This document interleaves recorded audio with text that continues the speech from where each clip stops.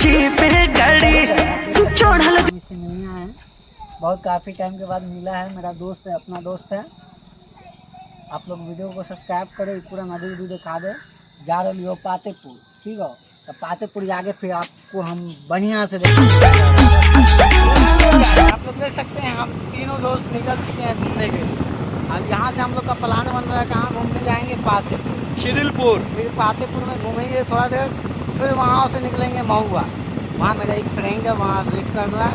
फिर उससे मिलने के बाद आप लोग को आगे का वीडियो आप लोग देखते रहें। ये सीधा रास्ता आपको जाएगा पातेपुर। वीडियो बना रहा है, ठीक है सर?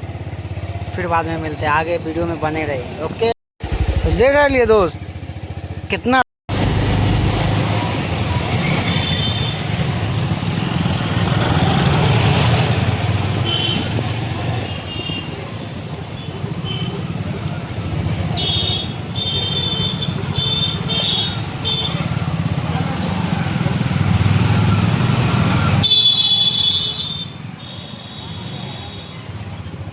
का है मारो यार, हमारा जो है ना 6 करोड़।